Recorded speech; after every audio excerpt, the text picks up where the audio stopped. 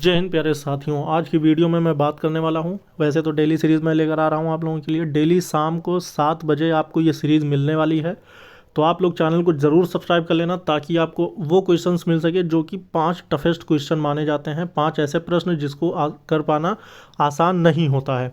तो वही 5 क्वेश्चंस मैं इसलिए लेकर आ रहा हूँ ताकि आपको इन 5 क्वेश्चंस की जानकारी हो सके और इसको बिल्कुल आसान ट्रिक से क्यों ऐसे तुरंत उड़ा दें। आप देखते ही आपको पता चल जाएगा कि ये बिल्कुल आसानी से सॉल्व होने वाले क्वेश्चंस हैं जिसको बहुत ज़्यादा हवा समझा जाता है।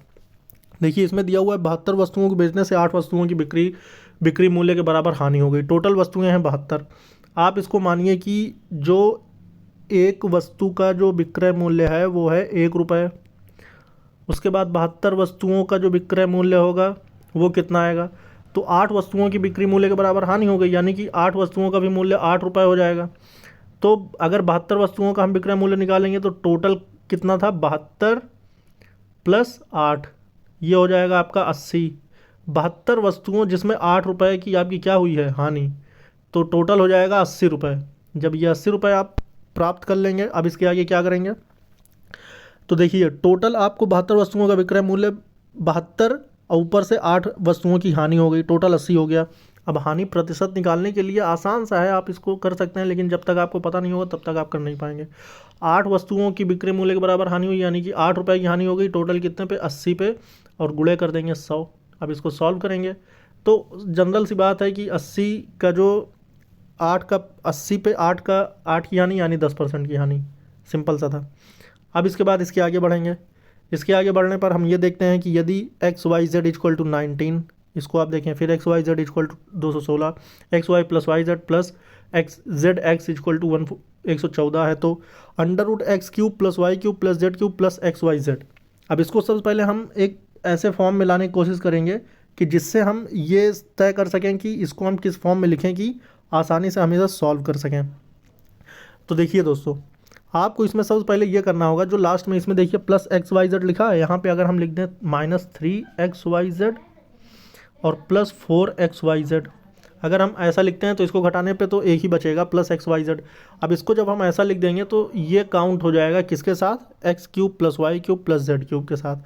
तो यहाँ पर जो लिखा है प्लस, ये जो लिखा है इसकी जगह पे आ जाएगा -3 एक्स वाई जेड। अब इसके आगे हमें एक फॉर्मूला मिल जाएगा जिसको हम चेंज कर सकते हैं, और उसके बाद यहाँ पर जो वैल्यूज़ लिखी हैं, जैसे एक्स वाई जेड की क्या वैल्यू है, एक्स वाई जेड की वैल्यू क्या है आपकी 216, तो 216 4 गुणे 216 कर देंगे तो ये वाला अलग हो जाएगा, ये वाला पार्ट, और उसके बाद ये वाला एक फार्मूला में कवर हो जाएगा। उसके बाद इसको फाइनली जब हम पूरा सॉल्व कर लेंगे तो इसका आएगा जब इसको पूरा हम सॉल्व कर लेंगे तो आएगा अंडर रूट, इसका पूरा सॉल्व करने पे अंडर रूट 1225। अब अंडर रूट 1225 का जो हम स्क्वायर रूट निकालेंगे तो ये आपको पता है कि 25 का तो 5 हो जाएगा। उसके बाद ये जो 12 होगा इसके दो ऐसे गुणनखंड करो जिसके बीच का एक अंतर हो, तो 3 गुणे 4 हो जाएगा। तो आपको पता है कि जो छोटी वाली वैल्यू होती है उसको ले लिया जाता है, तो 35 इसका सही आंसर आ जाएगा। अब इसको जब हमने सॉल्व किया तो सॉल्व करने पे ये आया 1225, और 1225 को सॉल्व जब किया तो कितना आया, तब हमें प्राप्त हो गया इसका सही ऑप्शन डी, यानी कि 35 सही ऑप्शन होगा। अब इसके बाद इसके आगे बढ़ते हैं और देखते हैं कि 68 नंबर, अच्छा लास्ट में मैं आपको एक होमवर्क दूंगा और जो मैंने कल दिया था उसका मैं आंसर आज बता दूंगा। तो लास्ट का एक क्वेश्चन आपका होमवर्क रहेगा। तो तीसरा क्वेश्चन अब हम सॉल्व करने जा रहे हैं, तो देखते हैं कि क्या है। तीसरा क्वेश्चन कह रहा है कि ए और बी एक कार्य को 25 दिनों में पूरा करते हैं। बहुत आसान सा क्वेश्चन है। बी अकेले उसी कार्य को इतने परसेंट को 15 दिन, मतलब किसी कार्य का इतना परसेंट, 33 सही 1/3% को 15 दिनों में पूरा कर सकता है। ए अकेले उसी कार्य के 4/15 भाग को कितने दिनों में पूरा कर सकेगा। देखो, यही क्वेश्चंस होते हैं जिसको बहुत टफ माना जाता है, लेकिन ये सब क्वेश्चंस बिल्कुल भी टफ नहीं है दोस्तों, आपको मैं बता रहा हूँ। आपको पता है कि ए और बी का एक दिन का कार्य कितना आएगा। ए और बी, पहली बात तो आप अगर, वैसे थोड़ा सा इसका स्टेप बाद का मैं बता रहा हूँ, ए और बी अगर दोनों एक साथ काम करते हैं तो एक दिन का इनका काम आएगा 1/25, ठीक है। उसके बाद इसके आगे करेंगे, बी का एक दिन का कार्य जो आएगा वो आएगा, इसमें टोटल जब आप फाइनली पूरा इसको सॉल्व कर लेंगे तो इसका सॉल्व करने के बाद ये आएगा कुछ, देखो ये आ जाएगा ए का एक दिन का कार्य, ए का एक दिन का कार्य जो आएगा वो आ जाएगा आपका 1/25 माइनस 1/45।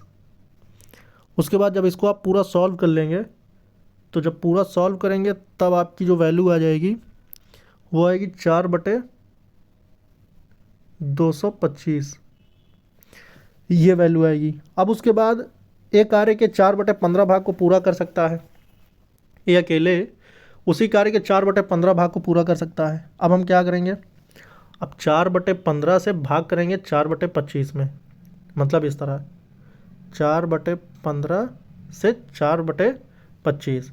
अब आपको पता है कि ये सामने आने पर 4/15 गुणे 225/4 हो जाएगा। 4 से ये 4 कटेगा, 15 15 में 225, तो क्या वैल्यू आ जाएगी, सिंपल सी चीज़ है। अब ये आपका ए ऑप्शन सही हो जाएगा। इसका जो सही आंसर होगा वो 15 दिनों में, कितना भाग का, ए अकेले उसी कार्य के 4/15 भाग को इतने दिन में पूरा कर सकता है। अब इसके आगे बढ़ेंगे, जो कि आज का चौथा प्रश्न है। इसके बाद एक आपको मैं होमवर्क दूंगा, आपको होमवर्क को कमेंट बॉक्स में कमेंट करना पड़ेगा। आइए अब इस पे देखते हैं कि ये भी बहुत आसान सा, वैसे तो ये टफ क्वेश्चन माने जाते हैं। अगर 9 अंकों की एक संख्या है जो कि ये दी हुई है, 88 से विभाज्य है, तो y के सबसे छोटे मान के लिए, वैसे x है एक और एक है y, दो वैल्यू दी हुई है जो आपको अज्ञात है। तो उसके बाद जो x की वैल्यू रखेंगे तो वहाँ पे इसको सॉल्व करना है हमें, x और y की जो भी वैल्यू आएगी। तो आपको पता है कि 88 को हम सबसे पहले दो पार्ट में विभाजित करेंगे, 11/8। अब उसके बाद इसको हमें 11 से भी विभाजित करना है इस संख्या को, और इसी संख्या को 8 से भी। 8 का तो आपको पता है कि 8 को हम और तोड़ सकते हैं, जनरली यहाँ पे हम कर सकते हैं 4/2। अब जो संख्या 4 से भी डिवाइड हो, 2 से भी डिवाइड हो, वो 8 से भी डिवाइड होगी। तो अब इसमें हम क्या कर सकते हैं, अब इसमें हम ये कर सकते हैं कि आपको ये ध्यान देना होगा कि 11 का जो नियम होता है, मतलब विषम संख्याएं और सम संख्याओं की जगह जो संख्याएं दी हुई हैं, या तो वो 0 हो जाए या फिर वो 11 से विभाजित हो जाए। तो आप जब ऐसा करेंगे तो आप पाएंगे कि जो x की वैल्यू आएगी वो आ जाएगी आपकी 8, और y की जो वैल्यू है वो आ जाएगी 1। x और y की वैल्यू आपको पता चल जाएगी जब आप इसको इस तरह से निकालेंगे। तो उसके बाद अब क्या करेंगे कि इन दोनों की जगह पे इसकी वैल्यू पुट करेंगे। वैल्यू कैसे पुट करना है, 3x minus 2y, 3/8 minus 2/1, 24 minus 2 बराबर 22 है, 8 3 24। कहाँ मिस्टेक हो रही, कोई मिस्टेक नहीं, हाँ कोई मिस्टेक नहीं। मैं ऊपर वाले ऑप्शन देख रहा था, जबकि ऑप्शन इसका ये है नीचे वाला। तो ये आपका बी वाला ऑप्शन बिल्कुल सही हो जाएगा, है ना। ये बी जो होगा ये करेक्ट आंसर होगा आपका। तो ये रहे आपके आज के प्रश्न। इसमें मैं लास्ट में एक क्वेश्चन है जो कि ये वाला आप देख रहे हो, ध्यान से इसको देखिए। इसको मैं थोड़ा ऊपर कर देता हूँ, ये कैसे जाएगा ऊपर, यहाँ से जाएगा। अब इस पे देखिए, अगर 8x² + y² minus 12x minus 4xy plus 9 equal to 0, इतना लंबा लिखा हुआ है, तो 14x माइनस 5y का मान बताइए।